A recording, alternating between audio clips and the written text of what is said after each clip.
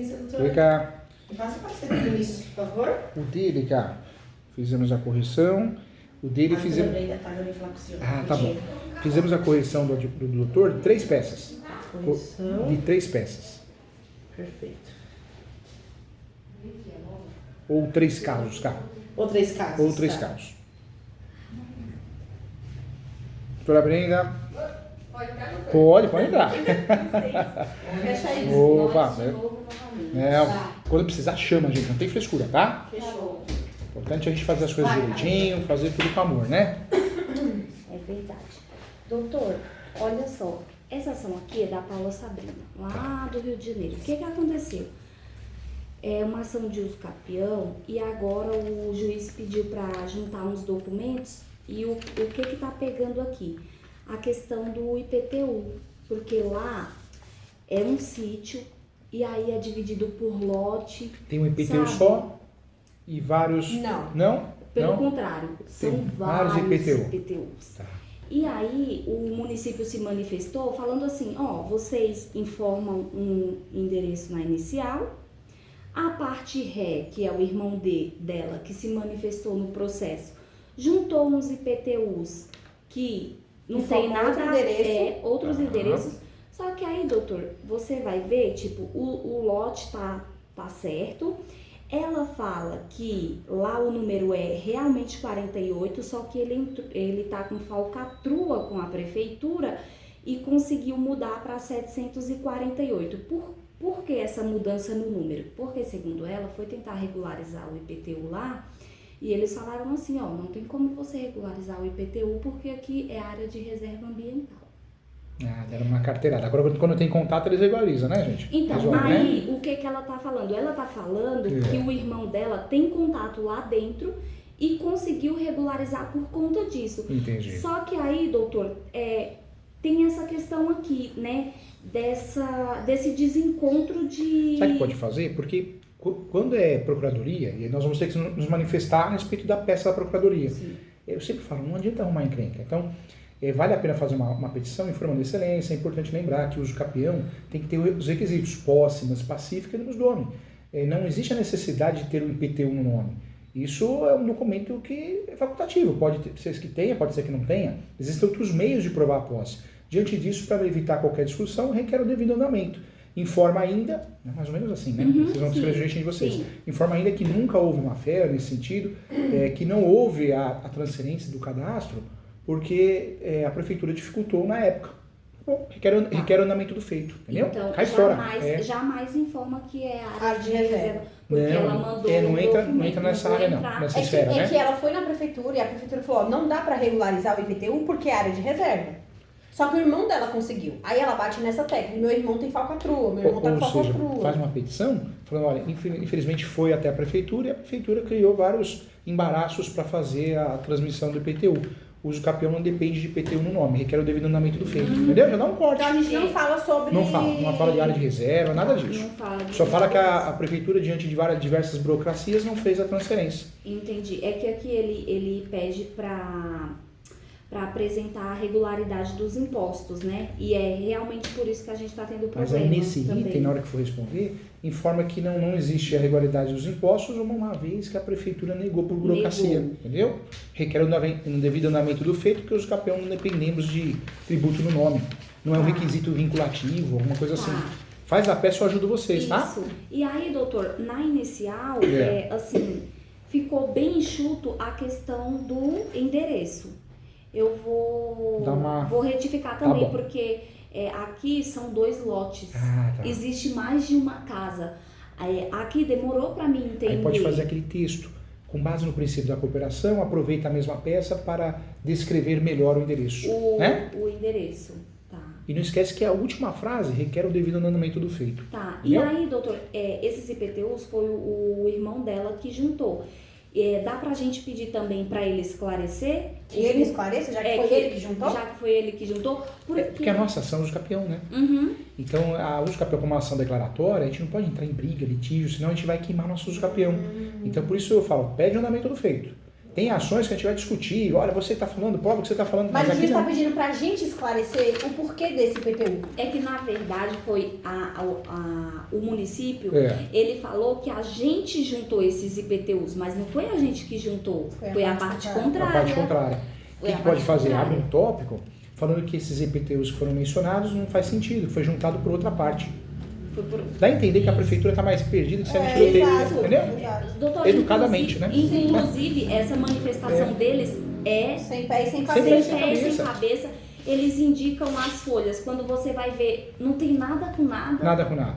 Inclusive, pode fazer isso. Excelência, entendemos que a Procuradoria tem muito trabalho, mas infelizmente a Procuradoria se manifestou sem sentido algum. Inclusive as folhas que eles mencionam não fazem conexão com... Pronto, perfeito. Entendeu? O juiz vai cair fora. E pede em negrito, requer o devido andamento do feito. Porque pega um juiz fraco, o que ele faz?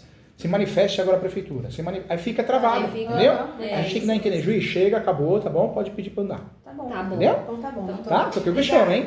Doutor, mais É. uma coisa. O que ela quer? Ela quer, calma.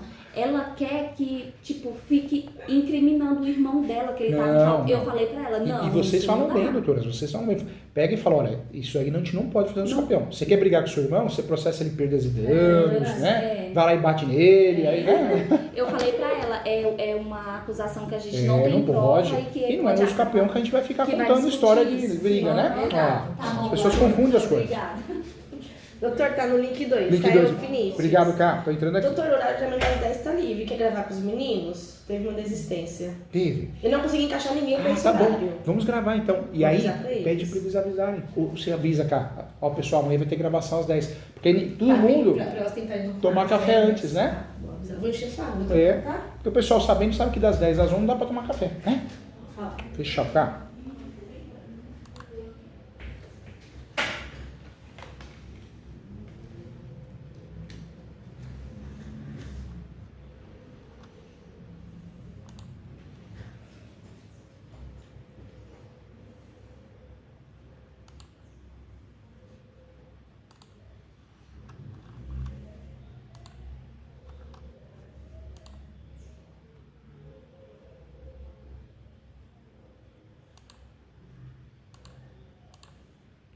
Agora sim. Kaique, tudo bem? Como que você tá? Ô, doutor Júlio, tudo bem, e o senhor? Tudo bem, graças a Deus. Você tá bem de saúde física, mental? Tá tudo certinho? Bem, graças a Deus, e por aí? Legal, também, Kaique. É uma preocupação que eu tenho, porque tá todo mundo tão estressado, né, Kaique? As pessoas estão se ofendendo, estão se machucando, de graça, né? Então a gente precisa Verdade. blindar a mente, tentar cuidar desse lado mental também, né? Porque o físico a gente dorme, acabou, recupera. O mental não, né? O mental você entra em crise, em colapso aí, desenvolve depressão, ansiedade, né, Kaique?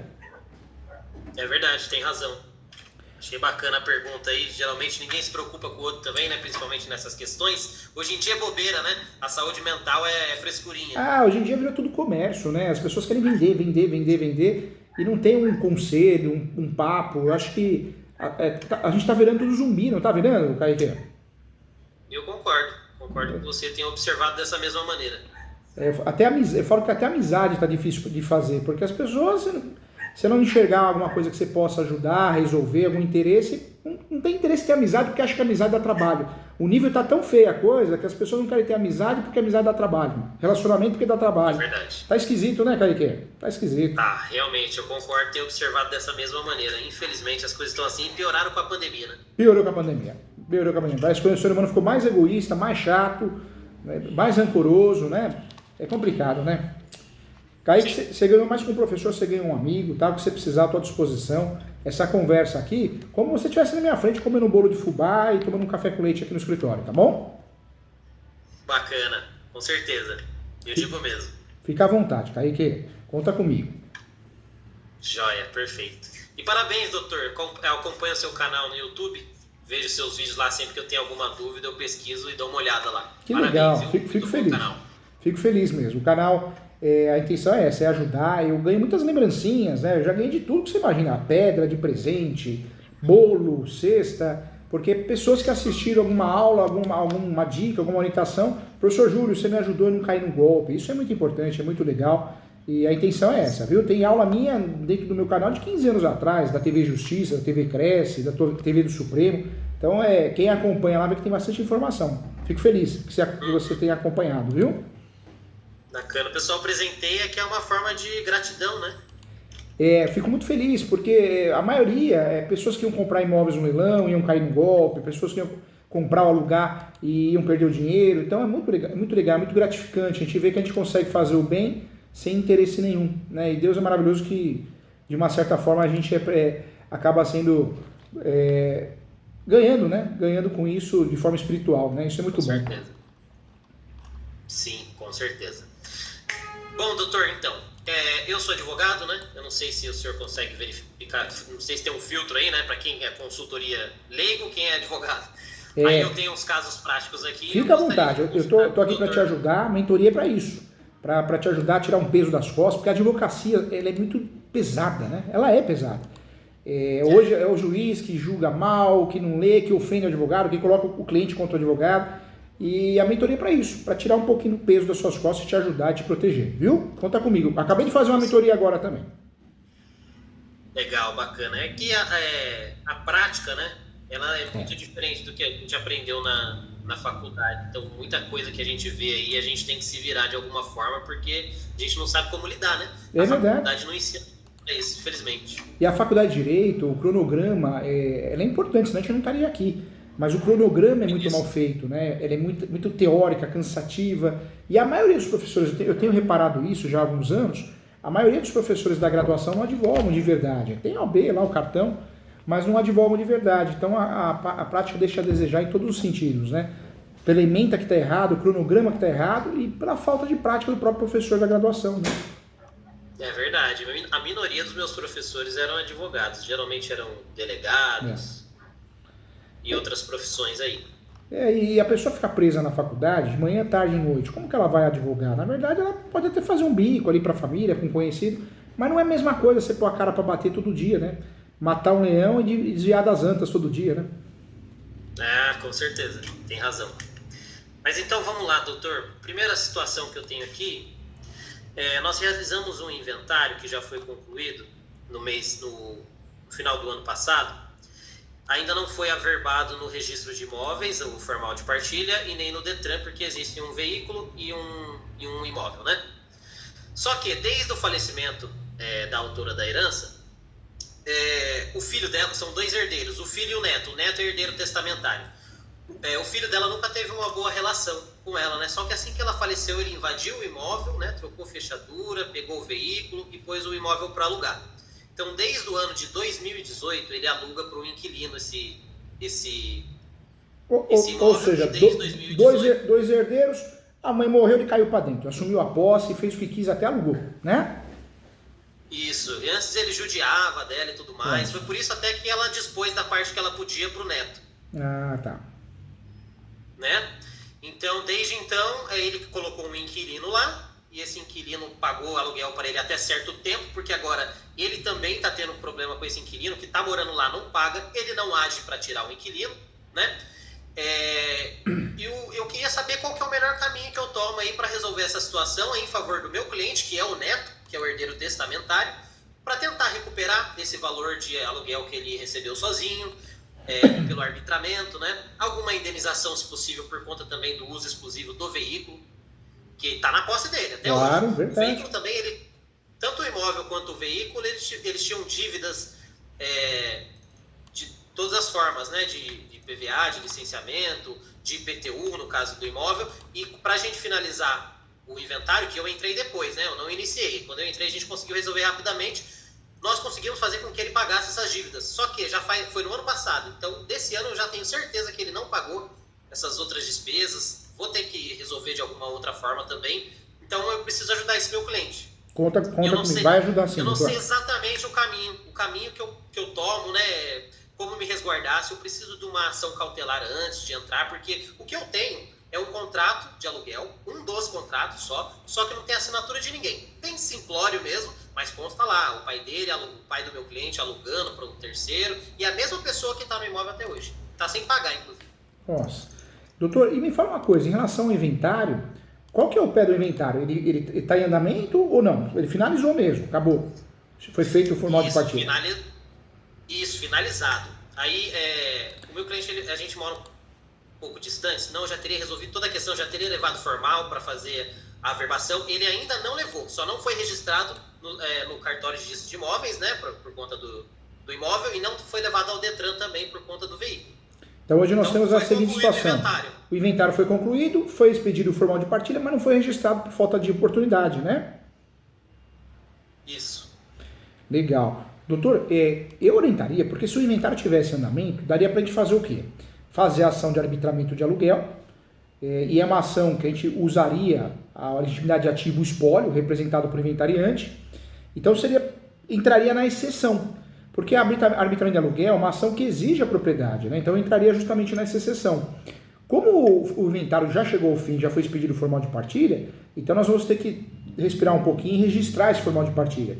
Porque se a gente ingressar com uma ação de arbitramento de aluguel com um formal de partilha, a tese de defesa deles é falar, não, como que é receber aluguel proporcional se não tem um registro, né? Então, a chance de dar muito errado e a gente perder a ação é grande. A chance é de 90% de dar errado, né? Então, o ideal seria a gente registrar esse formal de partilha. Eu oriento, inclusive, o doutor, e aí eu quero te ajudar com muito carinho, eu falo que a gente aprende pela dor e pelo amor. Esse tipo de serviço é importante o doutor separar mesmo em etapas, porque o cliente valoriza mais, o doutor acaba sendo remunerado de forma correta e o cliente acaba valorizando, porque senão o cliente não tem ideia do que você está fazendo, né? Então, normalmente aqui no escritório, o que eu faço? Falo, ó, você quer que eu acompanhe o registro do formal de partilha? Quer. Então, dois salários mínimos a 5, um exemplo, né? Se o cliente é mais humilde, menos humilde, dependendo do valor do imóvel, de 2 diligências a 5. E aí eu vou dar entrada no registro formal de partilha, que a gente sabe que o registro, em regra, é para acontecer com facilidade, o registro formal de partilha, mas o cartório é difícil de dar. Então, dependendo do cartório, já aconteceu aqui no escritório, já aconteceu com o aluno, o cartório solta uma nota devolutiva, falando que o formal de partilha está faltando folha, falando que está faltando alguma certidão, então pode acontecer. Por isso é importante o doutor separar mesmo. Falar, ó, eu vou tentar dar entrada, se tudo correr bem, do formal de partilha, registrar no cartório de imóveis. Serviço 1, de 2 salários mínimos a 3, de 2 a 5. Deu certo? Legal. Agora vamos para a segunda etapa. A segunda etapa é fazer a ação de arbitramento de aluguel. Eu sei que muitos advogados acabam colocando o valor anterior, mas não dá. Arbitramento de aluguel é dali para frente, né? Então, o ideal é fazer o arbitramento de aluguel, porque até então ela já tem um registro no nome, conseguiu registrar o formal de partilha, e por fora faz uma outra ação de perdas e danos. Nessa perdas e danos, pede justamente isso, esse valor, né? Esse valor que ela deixou de receber. Então dá para fazer as duas ações, se ela tiver condições financeiras, as duas de forma autônoma, não é por dependência da outra. E olha que interessante, se tudo correr bem, esse é o caminho. São 2 ações, 2 honorários e uma diligência antes disso. Se der errado o registro do formal de partilha, que pode ser que aconteça, porque já faz um tempo que o formal de partilha saiu e não foi registrado, aí o doutor vai ter que fazer uma nota devolutiva, a resposta à nota devolutiva, né? E a resposta é a sustação de dúvida do inversa ou pedido de reconsideração. Então, já um outro serviço. Então, nós temos aí, em regra, 3 serviços. Se der algo errado no registro do cartório de imóveis, do formal de partilha, é um serviço a mais. E é importante explicar para o cliente isso, que aí ele entende e valoriza o trabalho do doutor, entendeu?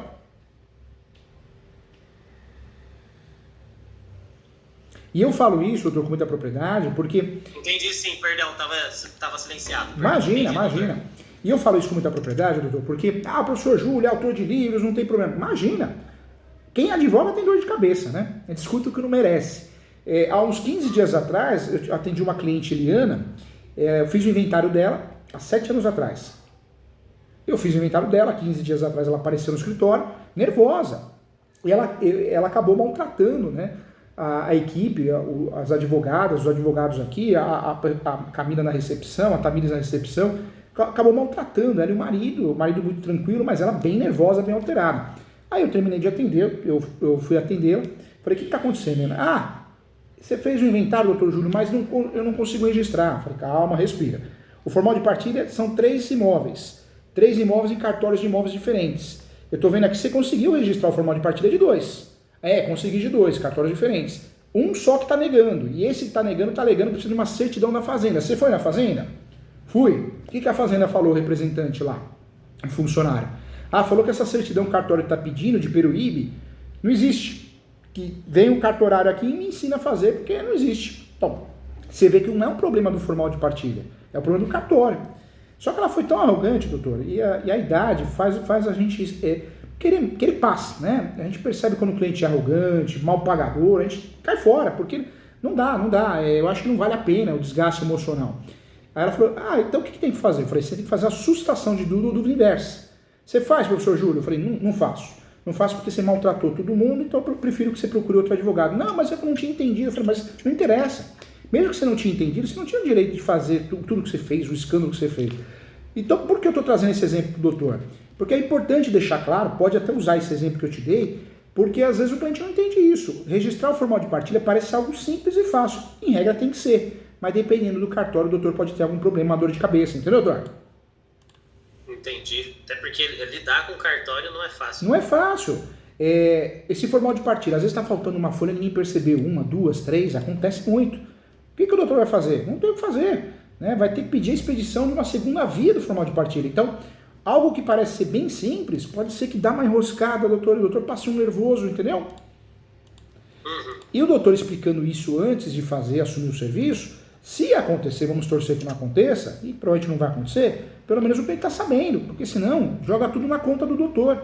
E quer queira, quer não queira, é algo que se o doutor tem a cabeça boa, já percebi, mas cria traumas, né? Traumas, desgaste, né? Então o doutor tem que deixar claro para o cliente que o registro do formal de partilha parece algo simples, mas pode, diante da situação que não foi feito na hora, pode complicar. Pode complicar porque o cartório pode negar o registro.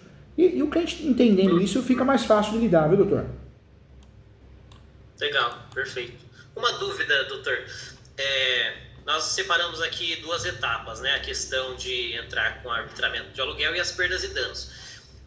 Sobre o arbitramento do aluguel, pode ser na mesma ação o arbitramento do aluguel para o imóvel e para o automóvel também, enquanto ele continuar com esse uso exclusivo? Pode. A mesma ação para os 2 bens, né? O arbitramento de aluguel em relação ao imóvel, em regra, o ideal é fazer uma ação só. Mas nesse caso, faz um arbitramento de aluguel mencionando o imóvel e também mencionando o carro. Então, pode fazer sim, viu, doutor? Pode fazer sim.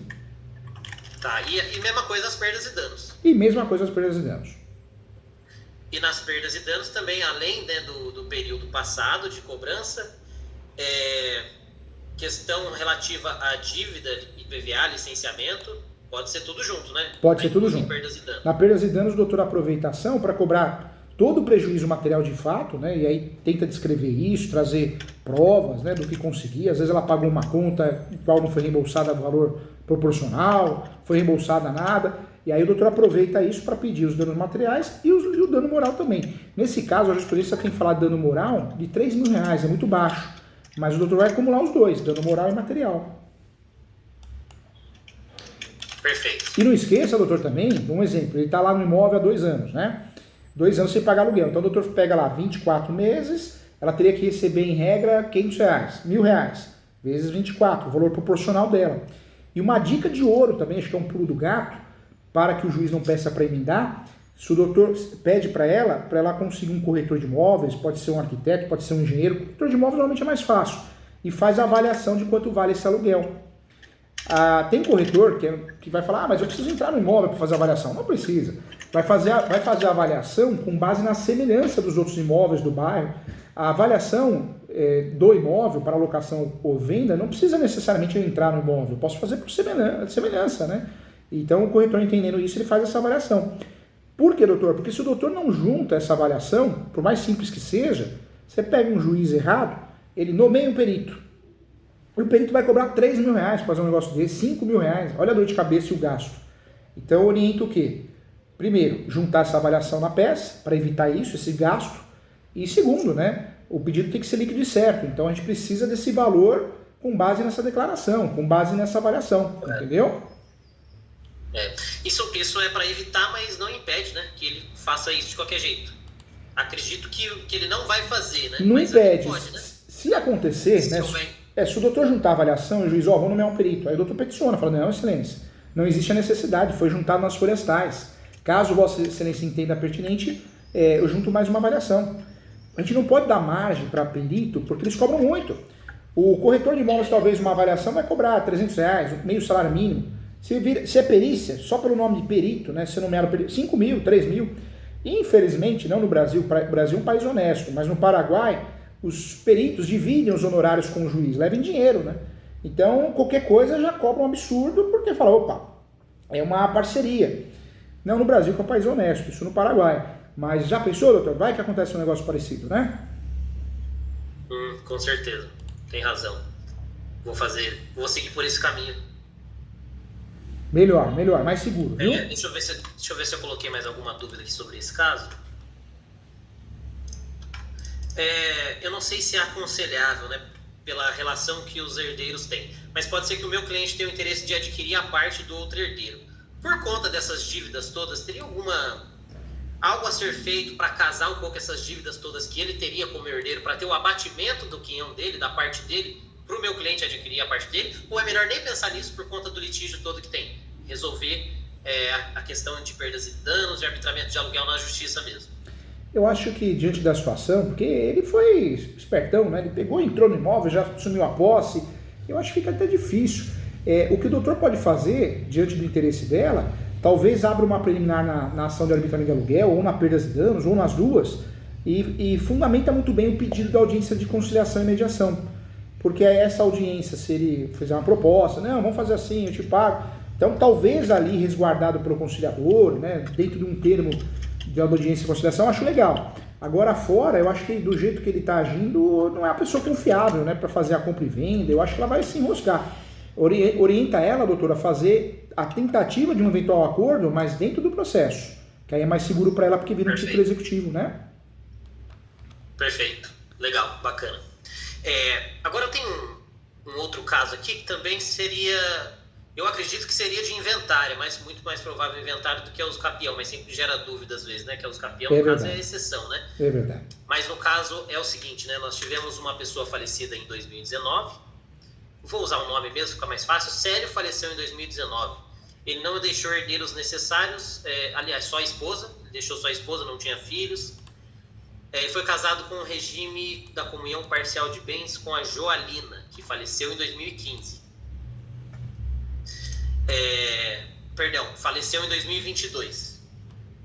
O casamento deles foi em 2015 e ela faleceu depois dele em 2022. Esse bem que ele deixou, que é um imóvel, ele foi adquirido antes da constância do casamento. Então é um bem exclusivo, ela seria herdeira. Certo? Certo. E ele não deixou ninguém. Na matrícula o imóvel tem matrícula e na matrícula consta, né, a aquisição pelo Célio, só que ele tinha, ele adquiriu, consta lá na matrícula essa aquisição, mas não foi aberta uma nova matrícula porque ele adquiriu somente um pedaço. Então existe até o alvará de desdobro na prefeitura aprovado, mas não foi levado para abertura no cartório de registro de imóveis. Entendeu? Entendi. Não sei se eu expliquei corretamente. Agora, quem tem a posse desse imóvel, doutor? Quem está na posse é a filha da Joalina. É a única herdeira dela, que não era filha de Célio. Mas é a herdeira de Joalina, então ela herdou sozinha esse imóvel, acredito. Essa filha é a cliente do doutor também?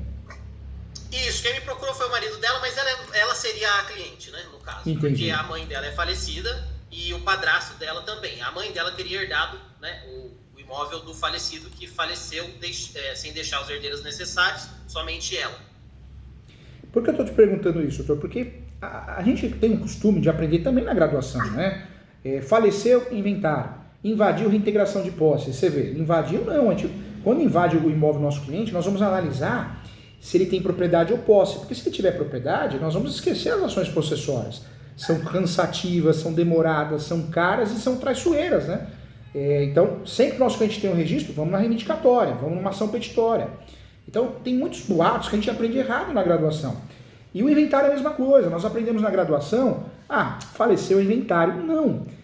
Quando o imóvel é irregular, quando eu vejo que é uma situação que o imóvel não está no nome do falecido, é melhor optar, em muitas situações, pelo uso capião do que o inventário. Porque o inventário, por si só, não regulariza o imóvel. Se eu pego um inventário, né, de um imóvel de posse do falecido e eu coloco no inventário, eu vou onerar o inventário, vou deixar ele mais caro e o formal de partida não vai regularizar ele, eu não consigo registrar. O cartório não consegue pular por cima de outras informações. Nesse caso, também entraria numa exceção parecida. Por quê? Ela tem a posse. Se partir para o inventário, ela vai dividir. Talvez a pessoa sem o poder da caneta já está incomodando.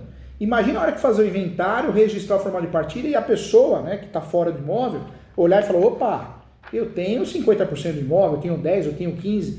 Essa pessoa pode fazer uma ação de arbitramento de aluguel, uma extinção de condomínio, né, alienação judicial, o imóvel vai a leilão, ou seja, ela tem mais armas rápidas e práticas para fazer. Então, quem tem a posse, se não quer perder a posse, não quer negociar a compra de direitos possessórios, direito da sucessão, né, ou qualquer direito, a melhor alternativa que eu tenho, eu na posse, é fazer uso capião. Porque o STJ já decidiu que é possível o herdeiro que tem a posse exclusiva fazer uso capião, né? Então, de certa forma, a gente consegue resolver através do uso capião, entendeu? Entendi. Nesse caso, eu acreditava que seria o caso de inventário. Então, o senhor acha que aqui o melhor caminho seria a uso capião, ela sendo, mesmo o padrasto constando na matrícula, como dentro de 50%, mas não existe outra matrícula aberta, em que pese tem o desdobro junto ao município, né? Não foi feito o trâmite completo. Constam benfeitorias também, que não constam na matrícula do imóvel, consta no IPTU, né? Junto ao município já tem as benfeitorias lá, mas na matrícula em si não. Nesse caso, compensaria sim fazer o uso capião. Por quê? Porque ela é possuidora. E ela, além de ser possuidora, ela tem a posse exclusiva, a gestão exclusiva. Então, a melhor opção seria o uso capião para ela. É claro que o judiciário é ruim, pode ser que pegue um juiz e fale, por que não fez o inventário? Mas aí dá para justificar nesse sentido. Não foi feito o inventário porque ela tem a posse exclusiva, ela tem o direito de fazer o uso capião. Seria melhor para ela, porque, olha só, ela tem a posse, então ela já está na frente. Se fizer o inventário e registrar o formal de partilha, ela vai ter pessoas, sócios, né? E a ação reivindicatória, a ação de extinção de condomínio, em regra tem que ter o registro, em regra, né? Tem exceções que poderia fazer na posse também, mas tem discussões. Então, olha a fria que ela pode entrar se eu fizer o inventário. Ou faz uso capião, ou não faz nada, né? Porque fazer o inventário nesse caso só iria prejudicar ela, entendeu? Entendi, sim. O imóvel... Minha preocupação seria mais isso, né? O juiz olhar, ver que o padrasto dela lá atrás, ele consta na matrícula, né? Ainda que o bem não está exatamente individualizado, né? Por conta daquela questão da... Você viu como... princípio, né? Você viu, doutor, como a gente aprende muita coisa errada na faculdade, né? Porque, morreu o inventário. Não, tem casos que não compensa, né? Quer ver outra situação? Alvará judicial. Poxa, o cliente te procura, doutor, e aí o cliente fala, meu pai deixou na conta poupança, conta corrente, deixou 10 mil reais. Poxa, a lei permite que você faça o alvará judicial, não tem tributação. Já fiz. Não é? Ou seja, quando dá para fugir do inventário, nem sempre dá, a gente consegue fugir desse tributo absurdo que é, né? Com certeza. E no caso dela não é nem um tributo, né? O caso dela, o problema é que fazer inventário vai ajudar o outro que vai se tornar proprietário. Então, não vai regularizar o imóvel, porque inventário por si só de imóvel irregular não resolve a situação da regularidade. E também, né, fazendo o inventário, dá a possibilidade do outro fazer arbitramento de aluguel, extinção de condomínio, seja numa ação autônoma ou em face do inventário, né? Então, olha o problema, né, que nós temos aí. Deixa eu só fazer uma anotação. E aproveita, doutor, anota aí também, né? Porque o doutor está pensando em fazer o uso capião e tem que pensar mesmo. E aí o doutor vai usar o quê? O recurso especial, anota aí. A jurisprudência mais atualizada hoje que nós temos é o recurso especial, o RESP 1631.859. 1631.859. Isso. Esse recurso especial 1631.859 é o recurso especial que fala, né, que é possível o herdeiro, que tem a posse exclusiva, fazer uso capião. Ele tem que provar os requisitos, posse, manso pacífico e animus domini, e fora isso ele tem que provar o binômio. Qual que é o binômio? Posse exclusiva e gestão exclusiva, que é o que ela tem, né, doutor? Exatamente. A questão é o tempo, doutor. Quanto tempo que essa posse de herdeiros seria de quanto tempo? Na verdade, essa é uma tese que pode ser feito, o uso capião. Mas ela poderia usar qualquer uma das 36 modalidades de uso capião. Ela tem a posse de quanto tempo? Então, essa questão que eu fiquei pensando também, desde 2022. 22. Ele adquiriu em 2003 esse imóvel, né, o Célio, que seria o padrasto, casou-se com a mãe dela em 2015 e em 2022 a mãe dela faleceu. E ela, a partir de poucos meses antes da mãe dela falecer, que ela foi morar junto. Ah, entendi. Então é uma posse muito recente, É né? uma posse dela, recente. exclusivamente. Mas o legal do direito brasileiro é que nós temos duas saídas, né? Dá para fazer uso capião com um dia, com um mês, com um ano, usando teses, né, que nos ajudam a encurtar esse tempo de posse que ela precisa. Daria para usar duas teses. O 1242 do Código Civil, que seria a tese da soma da posse, né? Daria para usar essa tese. E além da tese da soma da posse, daria para usar também, acho que valeria a pena, a posse complementar. O que é a posse complementar? O STJ chegou ao consenso que você faz uso capião e esse prazo do uso capião não é perdido, ele é somado, né? E aí o doutor anota também esse RESP que vai lhe ajudar.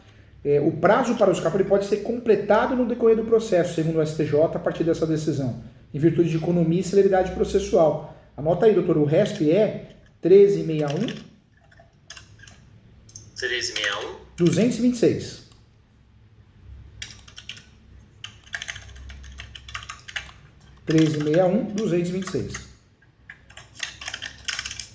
Nesse caso seria melhor fazer uso capião, e um uso capião bem complexo, hein? Você vê que é um uso capião declaratório, não tem réu. O nome da peça vai ficar assim: ação declaratória de uso capião, ou ação declaratória judicial de uso capião extraordinária social. E os fundamentos que o doutor vai usar é o 1238 mais o enunciado 492 da 5ª Jornada de Direito Civil, hein?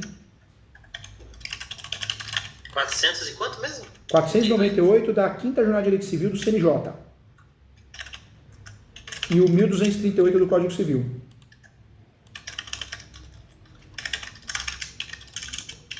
Perfeito. Eu confesso que eu entendo um pouco da uso capião, mas eu imaginava que por ser herdeira, né, ela não poderia fazer essa soma de posse e que a posse contaria somente a partir da morte. Mas não é assim então, né? Não é, na Somente verdade, a a partir soma de posse, ela pode ser em vida ou pós-morte, né? Então ela vai usar a posse do pai. A única diferença desse uso capião do doutor, que o doutor não pode esquecer de provar a posse do pai. Porque às vezes a gente se empolga na soma de posse e tenta provar só a posse do nosso cliente, né? Mas a soma de posse, o enunciado 494, ele diz o quê? Que você assume os vícios de quem você está somando a posse. Então você tem que provar a posse dele. Senão, se você não provar a posse dele, ela não ganha ação. Entendeu, doutor? Então eu preciso provar a posse do padrasto, Célio, da Joalina e a dela. Só do antecessor, né? A soma de posse, só podemos somar a posse do antecessor. Então vai somar a posse do antecessor. Quem deixou para ela foi o pai, né? Em regra, né? Tá. Joia. No caso é o padrasto, né? O padrasto, mas aí né? Não faz diferença no caso da posse, né? Não faz, É não só faz, a não. questão de comprovar mesmo. Lá no uso capião, o doutor até alega, né? A origem da posse. A origem da posse se dá através da cessão possessória, não onerosa, pós-morte, que o pai deixou para ela, né? Daria para fazer isso. Entendi. Tá. Agora tem um outro caso aqui, doutor, que esse aqui para mim é complexo. Eu tenho até que ver se eu vou pegar esse caso aqui. Esse caso aqui, eu acredito que realmente seja necessário a questão. Na verdade, eu não vejo outra saída, tem que ser um inventário, até porque não tem. São uma quantidade considerável de herdeiros, e primeiro faleceu o avô, depois o pai. A filha que me procurou, uma das filhas, na verdade foram duas delas, mas quem está seguindo comigo é só uma delas. Eles não sabem exatamente quais são os bens deixados, mas tem noção que o avô deixou um pesqueiro e ele trabalhava com agricultura, então provavelmente tem maquinário, tem terras, e a gente já sabe que existem alguns imóveis rurais e urbanos. O pai trabalhava com a mesma coisa, elas sabem que deixou maquinário, trator, imóveis, sendo que parece que só um está no nome dele e os outros da companheira. E essa companheira, com quem ele esteve há muitos anos, né, ele construiu todo o patrimônio, ele já estava com ela, ela não tem interesse em regularizar, e essa herdeira desconfia, essas duas herdeiras que me procuraram, desconfia até que um terceiro herdeiro, que seria irmão delas, estaria recebendo algum tipo de benefício, para também não mudar de lado, digamos assim, né, para regularizar esses bens. Então, resumindo a situação, a companheira dele está na posse e administração dos bens, não abriu o inventário, né, já faz alguns anos que eles faleceram, e os herdeiros em si não estão usufruindo de nada. Então precisaria regularizar toda essa questão. O avô deixou deixou 4 filhos. 4 filhos. Sendo que 2... Isso, o avô deixou 4 filhos. Deixou 4 filhos, sendo que 2 são falecidos já, mas morreram, não são pré-mortos, morreram depois dele. Um deles é o pai da minha cliente, que também, ou seja, como eu falei, ele já é falecido, né? Então, acho que teria que fazer o inventário, talvez é o melhor caminho conjuntivo, para transferir do avô para o pai para as filhas, né? Mas a gente tem todo esse problema aí. São do pai, são 6 herdeiros, 5 filhos, 2 menores e a companheira. Tá, entendeu? Entendi. Então, assim, outro detalhe importante é que a minha cliente, ela está recebendo o contato de uma dessas irmãs que está conversando com um advogado junto com os tios dela, que são herdeiros do avô falecido, para resolver esse inventário só do avô. Inclusive, ele já passou valores aqui, né, de estimativa. Ele estimou em custas aproximadamente de R$500 mil, sendo R$70 mil só de custas processuais, despesas com citação por volta de 70 mil também, acho que era isso, e TCMD ele colocou 200 mil. Então eu pensei, se ele colocou 4%, 200 mil reais, eu acho que dá mais de 3 milhões em patrimônio. Mas eu acho que seria mais do que isso, pelo que as minhas clientes relatam, né? Pelas informações precárias que elas têm. Também elas não têm muito menos informação de dívida, né? Então o que eu vejo aqui a maior dificuldade, né? É justamente, primeiro ponto, colocar os honorários, né? Como que eu trabalharia para fazer isso? E a dificuldade que eu penso em encontrar esses bens, né? Ir atrás deles, sendo que acredito que parte esteja irregular. E sempre, viu, doutor? Eu quero o seu bem porque a gente demora para aprender isso, né? A gente sofre, e a pior coisa na advocacia, acho que em tudo, né? É o doutor precificar mal e depois falar, meu Deus do céu, estou preso, estou amarrado, não recebo, estou passando nervoso, e o cliente tem aquela falsa sensação que o doutor não fez nada. Então, sempre, doutor, divida por etapas. Sempre, isso é muito importante. Ah, eu não sei quantos imóveis deixou. Tá, essa busca eu vou fazer. Essa busca vou cobrar tanto, né? 3 salários mínimos a 10 salários mínimos, por exemplo, diligências, né? É um trabalho chato e caro também, porque vai ter que fazer o quê? Todo o estado que talvez ele tenha passado, presume-se que ele tenha bens, vai ter que fazer a pesquisa cartorária. E essa pesquisa cartorária é cara, né? Vai gastar por cartório mais de R$80, então ela vai ter que ter condições de arcar, pelo menos cada cartório, a pesquisa para ver se tem bens, pelo nome completo de CPF, dá para fazer essa busca, vai gastar algo em torno de R$80. Então, é uma pesquisa cara. Eu fiz um caso aqui que, de fato, né, a família desconfiou que o falecido tinha imóveis no Brasil todo. E aí quis fazer a pesquisa em todos os cartórios. Gastou mais de R$40 mil, né, para fazer a pesquisa. Então, é importante ela saber que esse custo ela vai ter, mais o seu serviço. E aí sim, feito o levantamento, não resta dúvida, ou pelo menos aparentemente resolveu o problema dessas dúvidas em relação ao imóvel, aí sim, aí nós vamos pensar no próximo passo, que seria o inventário, entendeu, doutor? Entendi. E o doutor pode deixar claro, falou, vamos fazer assim, vamos começar pelo primeiro trabalho, se tudo correr bem, se você gostar do meu trabalho, né, se a gente achar bens, aí eu passo o orçamento depois do inventário. Vamos fazer as coisas de cada vez, até para você não gastar, ver aonde você pode chegar. Eu acho que demonstra transparência, demonstra ética, o doutor se protege em relação à dor de cabeça, entendeu? Entendi. Porque inicialmente, quando eram as 2 herdeiras, a outra declinou, pelo menos por enquanto, de dar seguimento na proposta. Eu coloquei um valor percentual alto, porque eu não tinha segurança de bens, também não faço a menor ideia de dívidas, né? Porque a gente vai cobrar sobre o monte partível, né? Não tem sentido a gente cobrar sobre o monte maior, porque pode ter dívida. Aí, quando essa herdeira declinou e ficou só essa minha cliente Ariane, ficou uma só, eu disse, eu vou reformular a proposta. Mas eu comecei a refletir melhor, pensar, como eu não tenho muita experiência com isso, mas eu já tenho noção de que pode ser um problema muito grande, não tenho certeza, como elas não sabem de bens que existem, não sabem de dívidas, né? Eu acho que é preciso, como o senhor falou aí, essa orientação é muito, muito perspicaz, né? De dividir em etapas o serviço para a gente poder ser justo, né? Com o nosso trabalho e com o cliente também. Então, tudo bem. Acho que é bom para todo mundo. Sabe por quê? Porque o doutor, na verdade, é contratado para fazer a diligência. Aí o doutor faz as pesquisas. Aí ela vira e fala, é absurdo, o doutor pesquisou errado. O doutor tá vendo que a relação não é boa, não vale a pena continuar, vai passar nervoso, vai passar problema, ou se já não recebeu no primeiro serviço. Então é importante para um conhecer o outro. Eu acho que gera credibilidade e proteção para o trabalho do doutor, viu? Perfeito, entendi. Legal.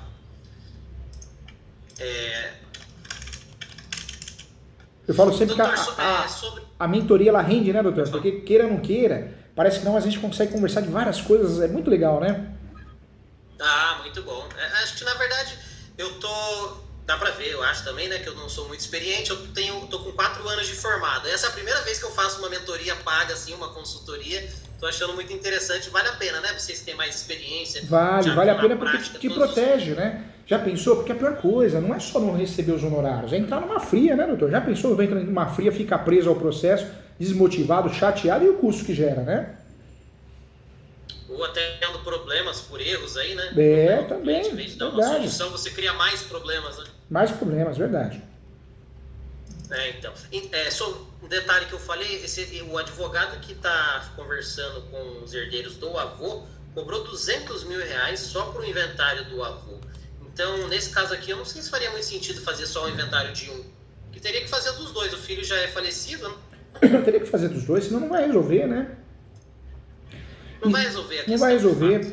E diferente do uso capião, porque o uso capião, cada 100 casos de uso capião, 98 são judiciais. O extrajudicial é inventário ainda.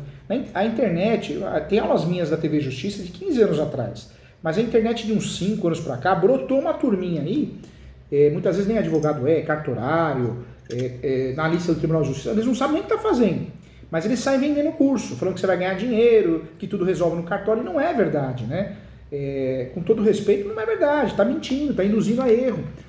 O uso capião é muito mais fácil você resolver judicialmente, salvo exceções, do que extrajudicial, porque o cliente não tem documentos, não tem provas, a gente precisa usar como matéria de defesa, existe uma iminência de litígio ou um litígio, o cartório daquela determinada cidade é conservador, mal treinado, ou não quer assumir uma grande responsabilidade porque eles alegam que os emolumentos são baixos, né, para uso capião, tanto o tabelião de notas na declaração quanto o registrador. Agora, no inventário, diferente do uso capião, no inventário, quando dá para fazer extrajudicial porque o cliente tem condições, é sempre uma boa opção, né? Entendi. Doutor, sobre esse caso aqui que eu acabei de relatar, eu não sei se o doutor trabalha dessa forma ou não, eu de fato tenho insegurança para entrar nele, né? Então não sei se o senhor faz algum tipo de parceria, né? Claro, que compense para o senhor, né? Em primeiro lugar, que compense para o seu escritório. Entrar em algum caso de forma conjunta, não sei se o senhor faz esse tipo de coisa. Eu faço. Mas se fizer... Mas eu te falei, você ganha um amigo, eu não estou aqui, não tenho interesse nenhum financeiro, a gente ama o que faz e eu estou aqui para te ajudar. Então, o que seria mais interessante, acredito, para você? Você apertou, né, uma publicação estranha, um recurso que você precisa, um treinamento para uma audiência, uma correção de peça, você marca a mentoria igual você marcou hoje, e eu corrijo a peça, eu consigo te ajudar em relação à precificação, à correção, a treinamento em qualquer sentido. Talvez compense mais, porque no decorrer do inventário você use aí 3, 4, 5 mentorias minhas se precisar e resolve, vai ter sucesso, do que fazer uma parceria e talvez comprometer os honorários do doutor também, entendeu? Então, posso fazer sim, mas eu acredito que a mentoria ela é muito mais justa, né? E eu consigo ajudar de todas as formas possíveis com a experiência do doutor para poder conduzir bem o processo. Entendi. Eu não teria problema com essa questão financeira, mas se o doutor acha que essa é a melhor forma, beleza, então, podemos fazer dessa forma, sempre que eu precisar, eu entro em contato. Eu falo isso porque, na verdade, o doutor conduz o processo e eu estou ali, né, reforçando quando o doutor achar pertinente, achar importante. Eu acho que acaba compensando e ajudando muito. Entendi. Doutor, agora é uma curiosidade, o doutor, o senhor é da área do direito imobiliário, né? Eu acredito que tem expertise em outras áreas também. Na verdade, eu sou professor de direito civil, autor de livros de direito civil, mas o escritório cresceu muito no Brasil em relação ao direito imobiliário, uso capião, regularização de imóveis, hoje virou referência. Aí eu fiz o livro de direito imobiliário de AZ, o mais vendido no Brasil hoje, o livro de direito imobiliário é o meu, o livro de uso capião também, né, já faz 4 anos, então eu consigo ajudar toda essa parte de direito civil e processo civil. Bacana. Eu tenho um caso aqui que eu tenho algumas dúvidas pontuais, aí é do direito de família, não sei se o doutor conseguiria dar algum... Tudo que fosse alguma opinião. Não, tudo que é vinculado a imóvel a gente consegue ajudar, seja um inventário, né? O livro, tem um livro meu de direito de família, que é esse aqui, tá até em cima da mesa. Vamos ver. Esse aqui, ó. Depois que o direito imobiliário de AZ fez tanto sucesso, vou escrever um livro de direito de família, né? que é esse aqui, ó. Poxa, legal, não sabia que tinha, não. O doutor, a hora que tiver um Vou tempinho, dar uma olhada. vai no site da Mizuno, editora Mizuno, digita no Google. Tem vários livros meus, muitos livros com modelos de peça para ajudar, bem legal, viu? Tá, joia. E a hora que o doutor tiver um tempinho também, entra no portal ESO. É www.portal.eso, ou digita no Google, portal ESU. O que é esse portal ESO? É uma escola, uma faculdade, só que tem vários cursos de prática gratuito, seminários, webinários, é bem legal, bem legal. Tem muita coisa boa lá, além das pós-graduações, eu coordeno a pós de imobiliário lá. Legal, bacana. Já deixei salvo aqui, já pesquisei. E a pós de civil também sou coordenador também. Legal, bom saber. Então, doutor, esse outro caso aqui seria um divórcio. Na verdade, não é um divórcio, porque o divórcio... Vamos lá, vamos começar desde o princípio. Casaram-se em 2004, divorciaram-se em novembro de 2022. Já em janeiro de 2023, voltaram e fizeram uma declaração de união estável com firma reconhecida em cartório. Ocorre que no divórcio feito em 2022, não declararam bens, só negaram os bens porque provavelmente já tinham intenção de voltar, não tinham certeza de nada ainda. Só que agora... A coisa realmente é séria, o meu cliente me contratou para dar andamento nessa separação. A gente precisa fazer a dissolução da união estável e precisa fazer a sobrepartilha dos bens, né? Tá.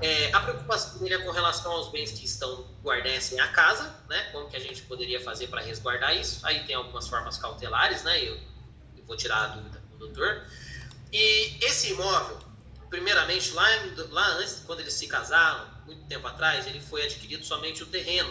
Só que foi adquirido, né? O pessoal faz tudo errado junto com os sogros. Então, assim, metade é dos sogros, metade é do casal que está se separando.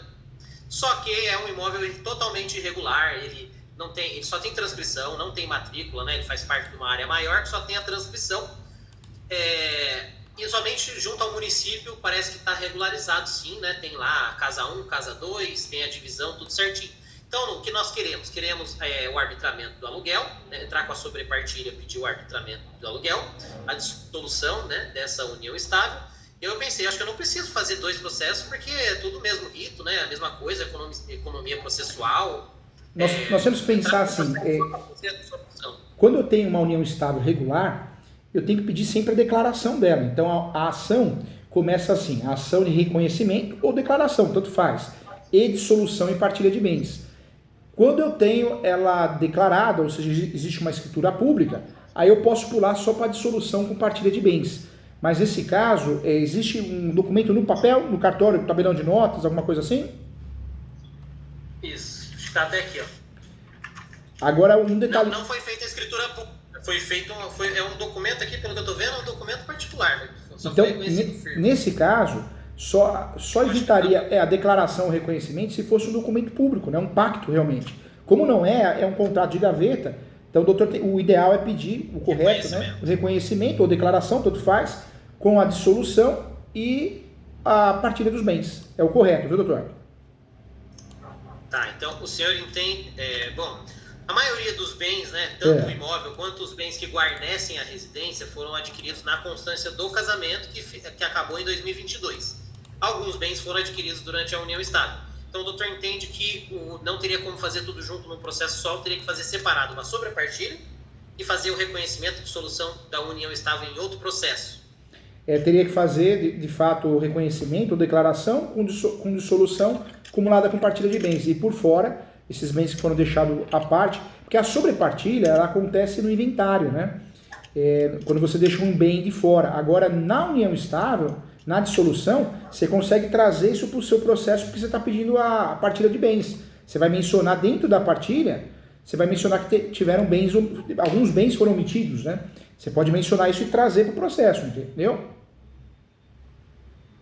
Ah, tá. Então vamos lá. O ideal seria entrar com o reconhecimento de dissolução da união estável e fazer a partilha de todos os bens desde quando eles se casaram. Isso aí. Dentro. Na verdade é uma ação só. Ação de reconhecimento ou declaração de não estável com dissolução e partilha de bens. Como você está usando o nome partilha de bens, você consegue trazer tudo.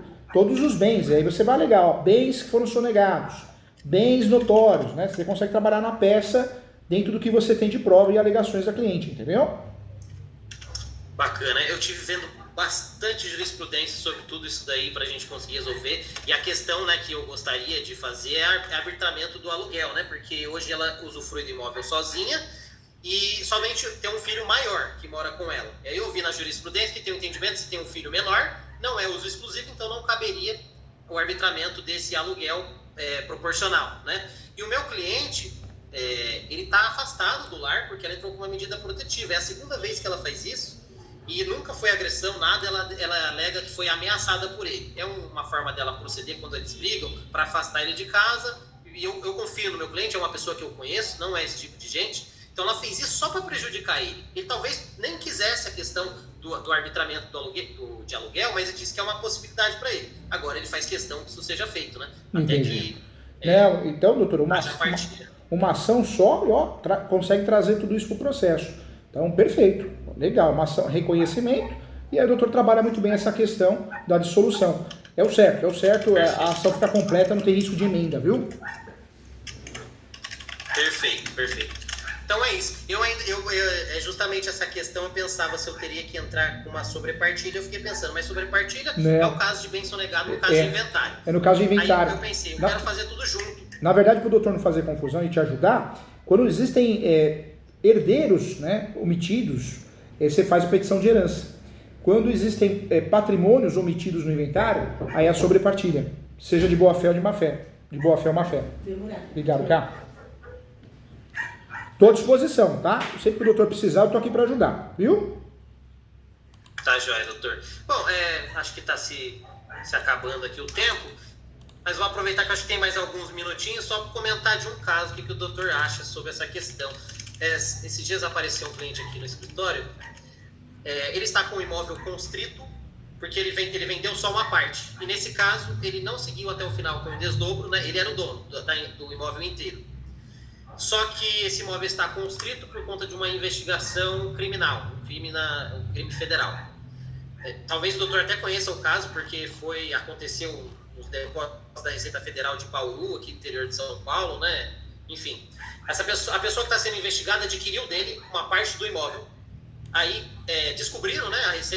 A investigação descobriu que tinha esse negócio, em que pese ele não tenha sido feito de forma totalmente regular, como a lei manda, e não tenha registro na matrícula disso. Descobriram esse bem. Agora o imóvel inteiro está constrito. Cabe embargo de terceiro, correto? Cabe embargo de terceiro, correto. Mas até aí eu não tive dúvida. A minha questão é a solução completa para esse caso, para que isso não venha a acontecer novamente, já que ele está totalmente irregular, mas eles têm um contrato de gaveta, né? Da parte que foi passada para essa pessoa que está sendo investigada. E eu queria desconstituir, claro, essa penhora, mas é claro que a parte desse cara que está sendo investigado, ela foi vendida. Então eu queria manter a penhora só na parte dele. Só que o bem não está individualizado. Existe essa possibilidade? O doutor tem que trabalhar tudo isso dentro do próprio embargo de terceiro, hein? O doutor consegue no embargo de terceiro tirar o gravame da matrícula, nem que seja parcial, consegue defender a posse. Se ele é um terceiro, dentro dessa situação processual, essa peça permite que o doutor trabalhe toda essa situação, hein? Perfeito. E no próprio embargo de terceiro, provando tudo isso que eu estou falando, conseguiria regularizar essa questão para individualizar essa parte? Aí tem que separar, né? Na verdade, explicar que o embargo de terceiro dá para discutir toda a situação, mas a questão registral, depois de resolver esse imbróglio aí o doutor vai ter que oferecer um outro trabalho que seria a regularização, que é uma outra situação, aí entraria na retificação, entendeu? Perfeito, até porque pelo que eu vi do imóvel fisicamente, que eu pesquisei pela internet, me parece que ele não se adequa às leis do município onde ele está. Então Entendi. Não sei se daria para fazer um parcelamento. Ou seja, faz o que eu falei, doutor, separa, sabe? Vou fazer um embargo, vamos ver o que vai dar aqui, resolveu aqui, aí vamos para o plano B. O plano B não, na verdade é a segunda etapa do trabalho, né? E essa segunda etapa do trabalho seria o quê? Analisar a possibilidade de desdobro ou retificação. A retificação pode ser judicial ou consensual, nesse caso provavelmente vai ser judicial. Certo. Perfeito. Sempre, né, a questão de separar o serviço. Separar o serviço, doutor. Aí não dá confusão. Senão dá confusão. Perfeito. Então, doutor, eu acho que é isso. Agradeço muito a clareza, a orientação aí. Entra no site ESO, vai te certo. ajudar. Tá convidado a fazer minha pós. Minha pós é uma pós social, acho que é R$1.000 a pós de direito civil ou a pós de direito imobiliário. Tenho meus livros, estou à disposição, tá? Tá certo. Pode deixar Fica que eu com vou dar Deus e uma olhada sucesso lá. a tua vida e estou aqui para te ajudar sempre. Você ganhou um amigo aqui. Muito obrigado, doutor. Tchau, fica com Deus. Tchau, tchau. Fique com Deus, até mais.